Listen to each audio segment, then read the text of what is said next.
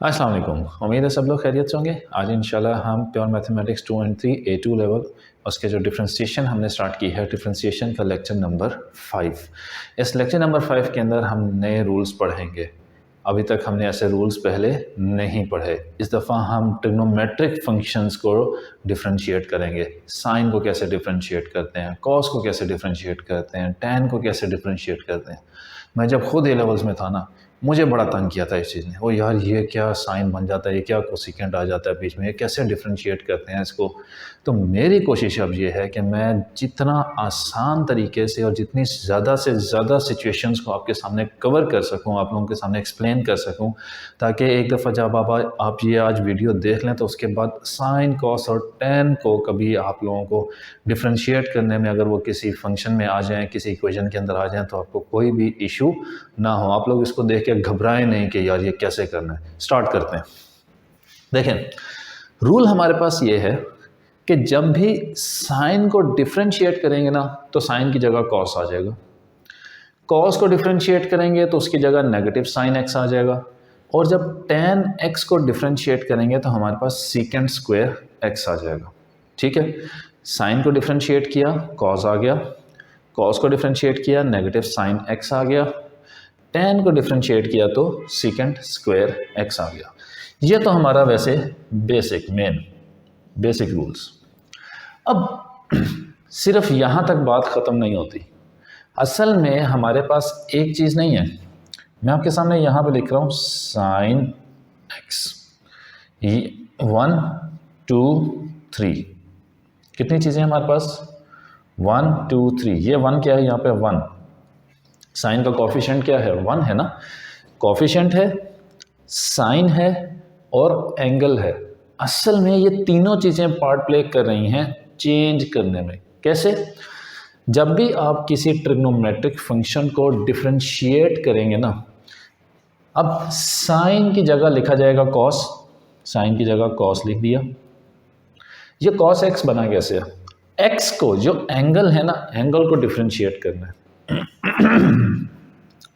जब हमने एंगल को डिफरेंशिएट किया तो x को डिफरेंशिएट करके आया आंसर 1।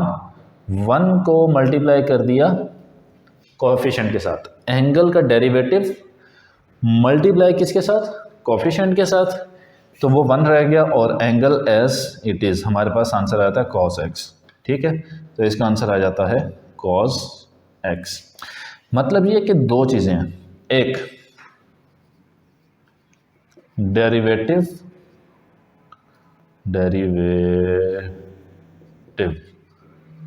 ऑफ एंगल, इसको मल्टीप्लाई करना है किसके साथ?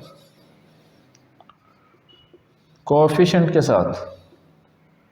फिर angle as it is, angle जैसा है उसको वैसा ही रखना है, उसको हमने चेंज नहीं करना। तो इसके अंदर फॉर एग्जांपल हमारे पास एक चीज़ आ जाती है। अगर मैं कहता हूँ हमारे पास है 3 साइन 2x, इसका डेरिवेटिव लो। इसका हमने क्या फाइंड करना है? d बाई डी एक्स हमने फाइंड करना है। d बाई डी एक्स हमने फाइंड करना है 3 साइन 2x का। तो इसका आंसर क्या आएगा? देखें, साइन की जगह हमें पता है कॉस आ जाएगा।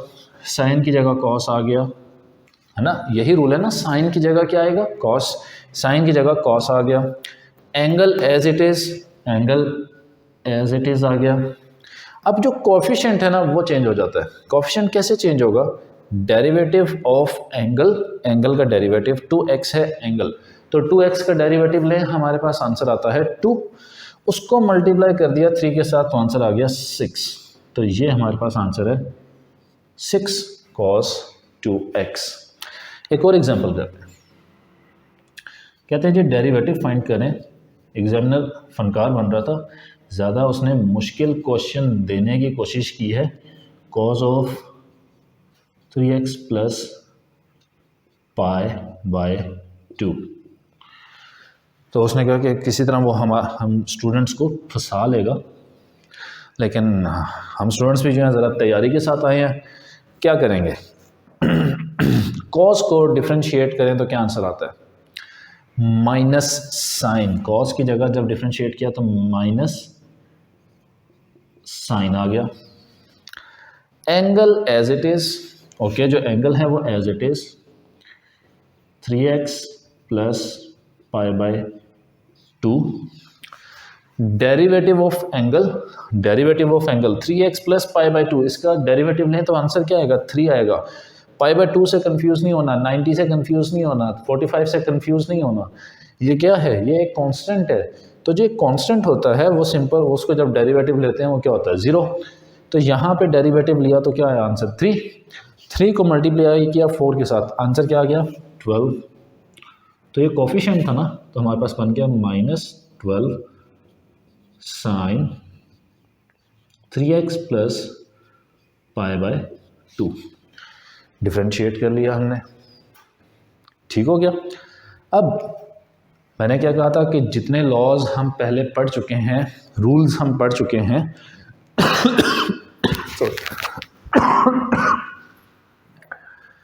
इस दफ़ा विंटर सीज़न के अंदर मेरी जो है ना, मुझे खांसी काफ़ी लंबी चल रही है, ठीक नहीं होने वाली सॉरी। अच्छा, तो जो हम यहाँ पर, मैं हीटर ऑफ कर दूँ, आई थिंक इसकी वजह से भी समटाइम्स खांसी हो जाती है, बचा के रखें भाई अपने आप को। ओके, सो हमारे पास क्या है, ये बेसिक पढ़ लिया। रूल्स ज़्यादा सारे इस्तेमाल हो सकते हैं। फॉर एग्जांपल हमारे पास एक चीज़ आ गई, हमने कहा x² साइन x या साइन 4x, इसको डिफ्रेंशिएट करना है, ठीक है। पीछे dy बाई डी एक्स लिख लेते हैं, इसका dy dx लेना है हमने किसका? इस वैल्यू का। अब यहाँ पर x और साइन 4x क्या है? मल्टीप्लाई हो रहे हैं। x² और साइन 4x मल्टीप्लाई हो रहे हैं। तो जब दो चीज़ें मल्टीप्लाई हो रही होती हैं तो हम क्या करते हैं? हम प्रोडक्ट रूल लगाते हैं। प्रोडक्ट रूल में क्या था? First one as it is, x² as it is, multiply by derivative of the second, derivative of the second का डेरिवेटिव साइन 4x, इसका जब हम डेरिवेटिव लेते हैं तो हमारे पास क्या आंसर आता है? साइन की जगह आ जाएगा cos, angle as it is, angle को डिफ्रेंशिएट किया, आंसर आया 4, कोफिशिएंट में वो मल्टीप्लाई हो गया, plus second as it is sine 4x into derivative of the first, derivative of the first आ गया 2x। तो हमारे पास ये चीज़ बन जाती है 4x² cos 4x plus 2x sign 4x। आपके पास डिफ्रेंशिएटेड फॉर्म में एक आंसर आ गया। यहीं पे अगर हम लिख देते हैं कि हमने डेरिवेटिव फाइंड करना है D by D x of x² divided by sine 4x, तो हम क्या करेंगे? हम डिफ्रेंशिएट ज़रूर करेंगे, लेकिन अब प्रोडक्ट रूल नहीं लगाएंगे, अब हम यहाँ पर लगाएंगे कोशेंट रूल, राइट। तो मैं कोशेंट रूल अप्लाई नहीं कर रहा, आप पिछले मैं काफ़ी दफ़ा अप्लाई कर चुका हूँ तो आप लोगों को आता है। मेन फोकस इस टाइम पे मेरा ट्रिग्नोमेट्रिक फंक्शंस के ऊपर है, तो मैं उसी के रिलेटेड और एग्जांपल्स करवाने लगा हूँ। देखिए, समटाइम्स आपके पास इस तरह होता है कि आपके पास एक चीज़ है तो उन्होंने लिखा साइन स्क्वायर x, इसका डेरिवेटिव लें। यार मैं हमेशा डी बाई डी एक्स लिखना भूल जाता हूँ पहले। साइन क्यूब x, इसको, इसका डेरिवेटिव लें। याद रखिएगा, ये जो क्यूब है ना, कभी भी आप इस, जब क्यूब की फॉर्म में है या स्क्वायर की फॉर्म में है तो आपने डेरिवेटिव नहीं लेना। आपने ये नहीं करना कि मैं 3 को यहाँ पे मल्टीप्लाई कर दूँ, पावर 1 माइनस कर दूँ, नहीं, ये गलत हो जाएगा। तो अब साइन क्यूब x का डेरिवेटिव कैसे लें? तो साइन क्यूब x का डेरिवेटिव हम ले सकते हैं। I can write sine cube x as sine x whole power 3, मैं लिख सकता हूँ ना ऐसे। तो मैंने साइन की power whole power, sine x की पावर 3 लिख दिया। अब यहाँ पर मैं वो चेन रूल अप्लाई कर सकता हूँ। कि differentiate the inside, differentiate the outside. तो डेरिवेटिव मेरे पास आ रहा है, इनसाइड को डिफरेंशिएट किया तो आ गया cos x, sin x को डिफरेंशिएट किया cos x आ गया, आउटसाइड को डिफरेंशिएट किया तो 3 बाहर आ गया इनटू sin x की पावर 2। तो ये हमारे पास आंसर बन जाता है 3 cos x sin square x। ठीक है, फिर एक और चीज़ भी होती है जिसमें आप याद रखें, आपको याद होगा कि स्क्वायर को चेंज करके एक और फॉर्म में, विदाउट स्क्वायर वाली फॉर्म के अंदर हम ट्रिग्नोमेट्रिक उसमें साइन को या कॉस को लेकर आते थे। मैंने ट्रिग्नोमेट्रिक आइडेंटिटीज़ के अंदर बताया था, वहाँ में मैंने कहा था ना बहुत इंपॉर्टेंट है वो चीज़, वो पॉइंट बहुत इंपॉर्टेंट है, तो आप उसको भी जहन में रखें। जिसमें क्या था, हमने एक आइडेंटिटी पढ़ी थी, that cos square x equals 1 plus cos 2x over 2, 1 plus cos 2x over 2, याद है? तो cos स्क्वायर x को आप ये लिखेंगे और फिर इसको डिफरेंशिएट कर लेंगे। साइन स्क्वायर x को 1 माइनस cos 2x ओवर 2 लिखेंगे और फिर उसको डिफरेंशिएट कर लेंगे। cos स्क्वायर को नहीं आप डिफरेंशिएट कर सकते। अच्छा, अब आप ये भी पूछेंगे, अच्छा तो सर हम cos को भी इसी तरह लिख देते हैं, cos को भी cos स्क्वायर टू x को sin x की पावर क्यूब जिस तरह हमने लिखा था इसी तरह हम लिख देते हैं और लिख के सॉल्व करते हैं। चलो देखते हैं, मैं इसको भी सॉल्व करता हूँ, इसको भी सॉल्व करता हूँ। अगर हम cos x का स्क्वायर इसका डेरिवेटिव लेते हैं तो हमारे पास आंसर आ जाता है 2 पावर बाहर आ गई 2 इंटू माइनस साइन एक्स, क्योंकि cos x को डिफरेंशिएट करो तो माइनस साइन एक्स आता है, तो cos x as it is. ठीक है, और पावर में से 1 माइनस होगी तो हमारा पास आंसर आ गया -2 साइन एक्स cos x। और 2 साइन एक्स cos x क्या बनता है हमारे पास, ये 2 साइन एक्स cos x हमारे पास बन जाता है साइन 2x, है ना? तो sign 2x minus sign 2x, ये हमारे पास आंसर आया जब हमने इसको डिफरेंशिएट किया। अब इसी राइट साइड के ऊपर मैं इस वाले पार्ट को डिफरेंशिएट करूं तो क्या आएगा, 1/2 और cos 2x बाई 2, 1/2 और cos 2x बाई 2, तो 1/2 तो 0 हो जाता है। तो इसको डिफरेंशिएट करें ना तो डायरेक्टली आपके पास आंसर क्या आता है, डायरेक्टली आंसर आपके पास आ जाएगा। देखो cos की जगह क्या आ गया, cos की जगह माइनस साइन आ गया, 2x को डिफरेंशिएट किया, cos की जगह आ गया minus sine. Okay, so angle as it is, angle as it is, और derivative of the angle multiply by coefficient, derivative of the angle multiply by coefficient which is into 2। तो final answer क्या है, -2 sign 2x। ठीक है, तो यहाँ पे हमारे पास क्या आंसर आ गया, -2 साइन 2x, और यहाँ पर ये डिवाइड है 2 से, डिवाइड हो रहा है ना 2 से, तो यहाँ पर डिवाइड बाय 2, क्योंकि 1/2 अलग किया तो cos 2x बाई 2 बनता था, तो 2 से कैंसिल हो गया और इसमें हमारे पास आ गया माइनस साइन 2x। दोनों तरीकों से आंसर आपका ठीक आएगा।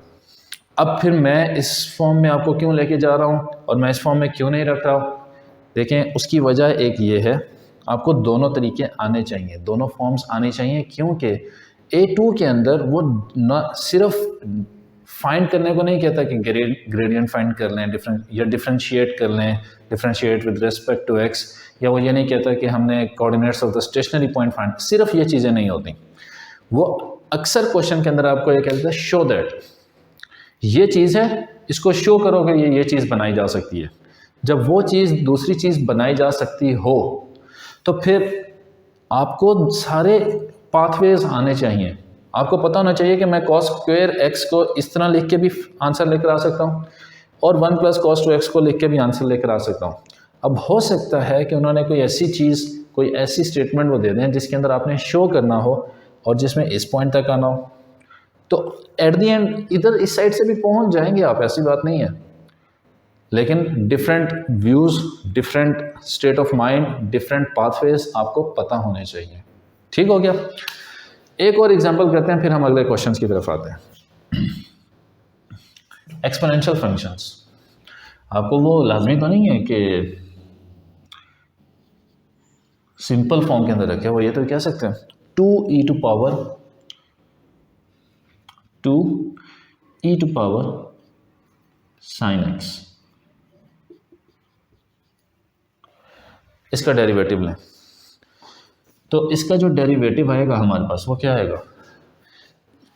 अब हमने दोनों रूल्स लगानी है, एक्सपोनेंशियल का रूल अप्लाई करते हुए हमने ट्रिग्नोमेट्रिक डेरिवेटिव भी फाइंड करना है। रूल क्या है कि जो e की पावर होती है यहाँ पर उसका डेरिवेटिव लेते हैं। तो साइन x का डेरिवेटिव लिया, हमारे पास आंसर आ गया cos x। वो जो आंसर आता होता था उसको हम मल्टीप्लाई करते थे e के कोएफिशिएंट के साथ, तो हमारे पास आंसर आ जाता है 2 cos x to e to power sin x। ठीक हो गया। बुक के अंदर इसके ट्रिग्नोमेट्रिक फंक्शंस के जितने क्वेश्चंस हैं ना सारे कीजिएगा, मिस नहीं करना उसमें से, क्योंकि ये बहुत ज़्यादा प्रैक्टिस मांगते हैं। इसके अंदर बहुत सारे सिनेरियोज बन सकते हैं, क्योंकि अब ज़्यादा रूल्स होते जा रहे तो ज़्यादा रूल्स की वजह से हमने क्या करना है, प्रैक्टिस ज़्यादा करनी है। अब ये 3 एग्जाम्पल क्वेश्चन हैं। Find the gradient of the curve y equals to 3 sin 2x plus 5 tan x at the point where x equals to 0। Okay, so gradient find करना है किसी इक्वेशन का, कर्व का, y equals to 3 sin 2x plus 5 tan x। तो dy by D X find कर लेते हैं हम, मसला ही नहीं है। 3 sin 2x, साइन को डिफ्रेंशिएट किया, आंसर आया हमारे पास, थोड़ा सा पीछे करके ले लूँ, जगह कम हो रही है यार आज। साइन को डिफ्रेंशिएट किया, आंसर आ गया cos, angle as it is, angle को डिफ्रेंशिएट किया, आंसर आता है 2 को मल्टीप्लाई कर लिया कोएफिशिएंट के साथ विच इज 6, प्लस tan को डिफ्रेंशिएट करते हैं तो बनता है secant square, angle as it is, और वो ये हमारे पास 5 ही आ गया। तो ये तो डेरिवेटिव आ गया सीधा सीधा हमारे पास। तो अब आपने क्या करना है, आपने जहाँ जहाँ पर x है वहाँ पे 0 पुट कर देना है।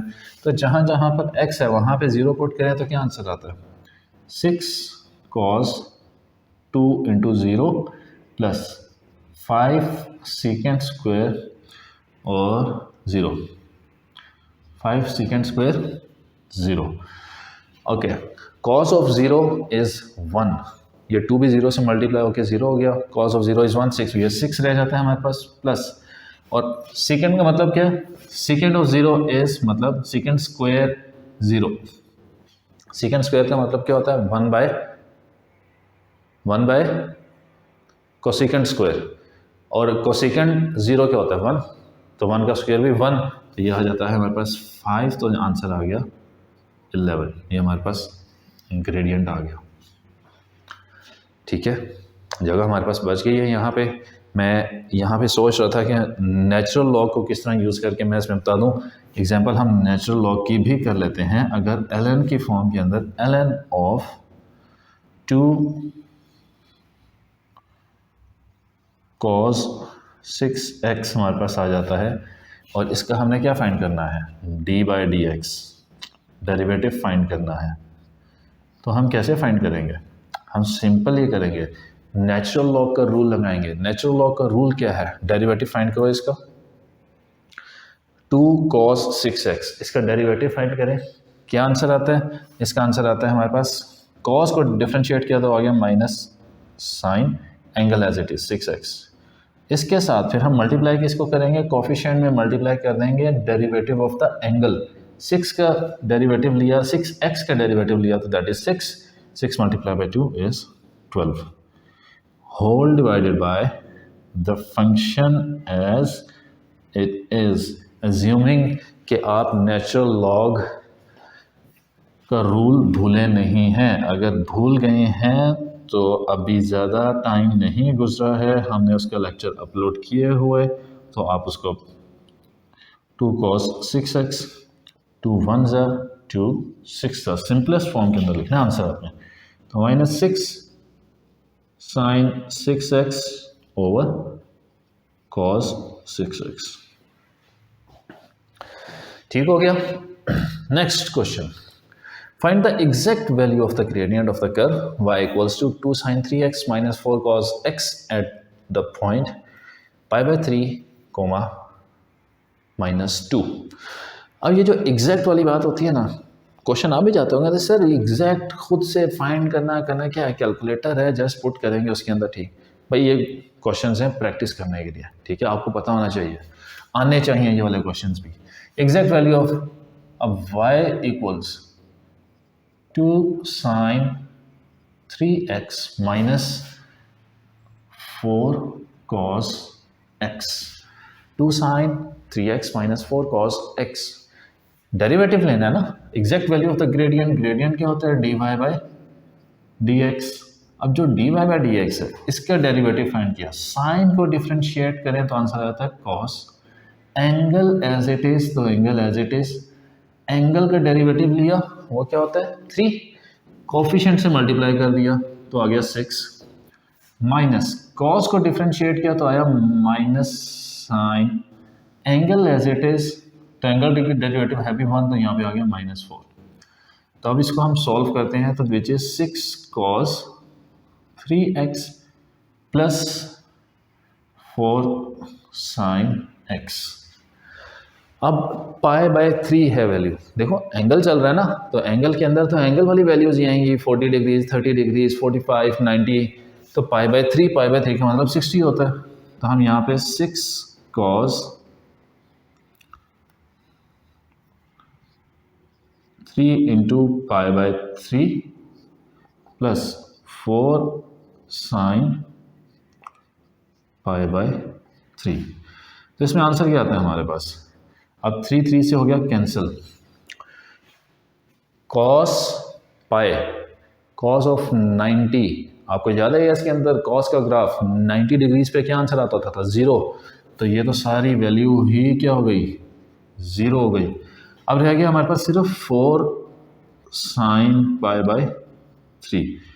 तो आपको ज़्यादा टेंशन लेने की ज़रूरत नहीं है, आप लोगों को याद है π/3 का मतलब है 60 डिग्रीज, तो 60 डिग्रीज के ऊपर हमारे पास आंसर क्या आता है, चुप करें सिंपल सा साइन 60 √3/2, तो √3/2 तो 4 इंटू √3/2, तो एग्जैक्ट वैल्यू क्या आ गई 2 √3।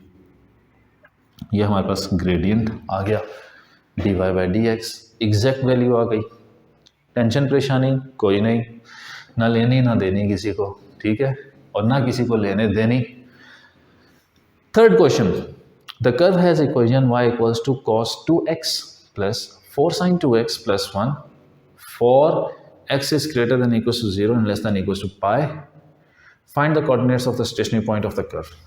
अब हमारे पास उन्होंने एक रेंज भी बता दी है, हम फाइंड करते हैं y equals 3 cos 2x plus 4 sin 2x plus 1, ये हमारे पास है इक्वेशन।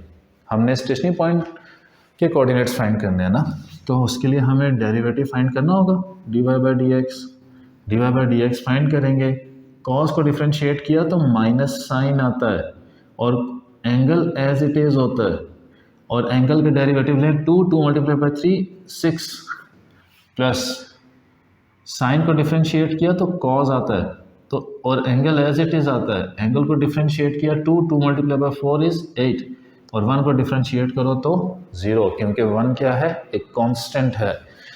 अब dy/dx हमारे पास क्या आ गया, सिंप्लीफाई करते हैं, simple -6 sin 2x plus 8 cos 2x, ठीक हो गया। अब बात क्या है dy/dx, यहाँ पे सिंपल सी जो बात है dy बाई डी एक्स क्या होना चाहिए हमारे पास 0, क्योंकि हमने क्या फाइंड करना है, कोऑर्डिनेट फाइंड करने हैं किस पॉइंट के, स्टेशनरी पॉइंट के। अब स्टेशनरी पॉइंट के हमारे पास आगे कोऑर्डिनेट्स 0, स्टेशनरी पॉइंट पे ग्रेडियंट क्या होता है 0, तो -6 sin 2x plus 8 cos 2x, -6 sin 2x को इस साइड पर लिया है तो बन गया 6 sin 2x equals 8 cos 2x। अब cos इधर आके डिवाइड हो जाएगा, 6 उधर जाके डिवाइड हो जाएगा, तो sin 2x over cos 2x equals 8 divide by 6। sin 2x divide by cos 2x क्या आंसर आता है, tan 2x equals 8 divide by 6, 8 over 6। यहाँ से 2x का जो आंसर आता है, 2x का जो आंसर आएगा वो क्या आता है हमारे पास, 2x का आंसर हमारे पास आ रहा है 8 divide by 6 shift tan answer 53। Answer क्या है हमारे पास 53.13 डिग्रीज। आंसर क्या है हमारे पास 53.13 डिग्रीज। अच्छा, अब आप लोग क्या करेंगे, आप लोग क्या करते हैं, हम क्या करते थे, हम क्वाड्रेंट बनाते थे, क्वाड्रेंट्स बना के 2x है तो डबल 2 साइकिल्स कंप्लीट हो जाएंगे, है ना। 2x चल रहा है ना, 2x के मुताबिक पहले हम क्या करते थे, हम रेंज को चेंज करते थे। हमारी क्या आ रही है, हमारी जो रेंज है ना, सॉरी डोमेन है, उसको चेंज करते थे, 2x के अकॉर्डिंग अपनी डोमेन बनाते थे। अब 2x के अकॉर्डिंग अपनी डोमेन बना ली, डोमेन है हमारे पास 0 से लेके पाई तक, तो अगर हमने 2x के हिसाब से बनाएंगे तो वो बन जाएगी 0 से लेके 360 तक, मतलब 0 से लेके 2 पाई। अगर हमारे पास x की रेंज है, x is greater than equals to 0 and less than equals to pi, तो 2x क्या हो जाएगा, greater than equals to 0 but less than equals to 2 pi. 360 तक हमारी रेंज हो गई। और पहले इसमें जो क्वाड्रेंट्स जब हम बनाते थे, फर्स्ट क्वाड्रेंट के अंदर पॉजिटिव विच इज 53.13 और थर्ड क्वाड्रेंट के अंदर पॉजिटिव 53.13। दो आंसर्स आते हैं हमारे पास।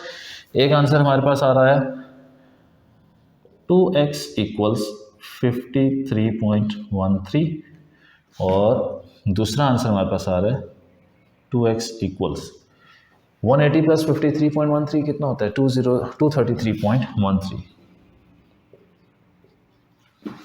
एक यहाँ से यहाँ तक, एक यहाँ से यहाँ तक। अब आप कह रहे होंगे सर वो डोमेन तो वो थी, पाई से आगे तो जा नहीं सकते। डोमेन चेंज हो गई, क्यों, 2x की वजह से, एंगल डबल है, डबल एंगल की वजह से। तो हमारे ये एस का कॉन्सेप्ट है भाई। तो अब 2 को तो डिवाइड करेंगे और यहाँ से भी 2 को डिवाइड करेंगे। जब हमने इधर ले जाके 2 को डिवाइड किया तो हमारे पास आंसर क्या आता है, 53.13 डिवाइड बाई 2, क्या आंसर आता है 2, 26.56। कैलकुलेटर पास ही रखते हैं भाई। x इक्वल्स 26.56 और यहाँ पर क्या आता है 233.13 डिवाइड बाई 2, 116.56। ठीक हो गया, 23.53 और 116.56। तो हमारे पास जो क्वेश्चन था, मैं एक दफ़ा क्वेश्चन रीचेक कर रहा हूँ ताकि क्वेश्चन के अंदर कोई और इन्फॉर्मेशन।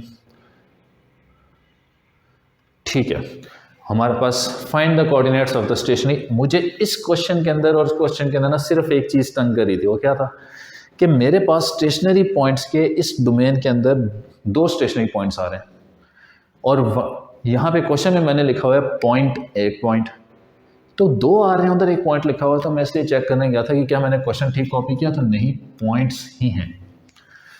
वैसे तो जब हम पूरा 360 वैसे उस हिसाब से अगर देखें, अगर हम देखते इस डोमेन को चेंज ना करते तो फिर एक ही पॉइंट होता, लेकिन चूंकि हमारे पास एंगल डबल हो गया था तो इस वजह से हमारे पास यहाँ पे भी आंसर्स 2 आ गए। अब ये क्या है, coordinates of the stationary point. ये हमारे पास सिर्फ एक्स कोऑर्डिनेट्स आए हैं, वो दो स्टेशनरी पॉइंट्स हैं और उन दोनों स्टेशनरी पॉइंट्स के हमारे पास क्या आए हैं, सिर्फ एक्स कोऑर्डिनेट्स। तो ये एक्स कोऑर्डिनेट्स आ गया, तो अब क्या, अब आपने सीधा सीधा सिर्फ वाई में यहाँ पे एक्स की जगह ये पुट करना है, इधर एक्स की जगह ये पुट करना है, फिर एक्स की जगह ये पुट करना है और एक्स की जगह ये पुट करना है। कैलकुलेटर में इक्वेशन बनाएं, एक्स की जगह पुट करें, ब्रैकेट्स यूज कर लीजिएगा, इक्वल्स टू दबाएं, आपके पास आंसर आ जाएगा। एक मसला है सिर्फ, और वो मसला क्या है, वो मसला ये, अब हमें क्वेश्चन के अंदर कहीं नहीं बताया कि हमने अपना आंसर जो एंगल है वो रेडियंस में देना है या डिग्रीज के अंदर देना है। ना क्वेश्चन के अंदर मेंशन है स्पेसिफिकली, और ना कभी इस तरह हमें बताया गया। तो मैं आपको आज एक बात बता रहा हूँ, याद रख लें, ए लेवल्स में अब वो बच्चों वाला हिसाब नहीं रहा कि वो आपको स्पेसिफिकली बताएं कि आपने अपना आंसर रेडियंस में देना है। हमने क्वेश्चन को फॉलो करना है। क्वेश्चन के अंदर उन्होंने पाई यूज़ किया है, उन्होंने 90 डिग्रीज नहीं लिखा, लिख सकते थे ना, लेकिन उन्होंने कौन सा यूनिट ऑफ मेजर यूज़ किया, रेडियंस, पाई। मैंने बेशक अपना सारा आंसर डिग्रीज के अंदर निकाला, अभी तक मेरा मार्क नहीं कटा। अगर मैंने यहाँ पे अपना आंसर छोड़ दिया, तो क्या होगा, फिर मुझे मार्क नहीं मिलेगा। अगर मैं इसी जगह पे यहाँ पे बस इसको चेंज करके रेडियंस के अंदर लिख दूँ तो फिर मुझे फुल मार्क्स मिल जाएंगे। ठीक है, तो आपको डिग्रीज के अंदर आसान लगता है क्वेश्चन सॉल्व करना, डिग्रीज में पूरा क्वेश्चन सॉल्व करें, कोई मसला नहीं। लेकिन चूंकि क्वेश्चन के अंदर क्या चल रहा है, रेडियंस, तो आपने अपना आंसर किस में रखना है, रेडियंस के अंदर करना है। ठीक हो गया। और मैं उम्मीद करता हूँ कि आप लोगों को डिग्री से रेडियन की कन्वर्जन आती होगी। अगर चलो किसी के जहन में नहीं भी है, बहुत वर्स्ट के सिनेरियो में अगर किसी को नहीं भी पता, तो हम उसमें ये कर लेते हैं, बता देते हैं that pi degrees equals 1, pi radiance equals 180 degrees. ठीक है, और फिर जो भी आपने चेंज करनी है क्रॉस मल्टीप्लाई करके रेशो मेथड के जरिए आप उसको सॉल्व कर सकते हैं। ठीक हो गया। तो ये था ट्रिग्नोमेट्री। मैं देखूंगा कि आगे अगर मुझे फर्दर कोई और अच्छे क्वेश्चंस मिले तो मैं सोच ये रहा हूँ कि मैं फर्दर इसकी और प्रैक्टिस करवा दूँ। लेकिन अभी इनिशियली जो है ट्रिग्नोमेट्रिक फंक्शंस जो होते हैं उनकी डिफ्रेंशिएशन के अंदर ऐसा चीज़ से ज़्यादा और कुछ नहीं।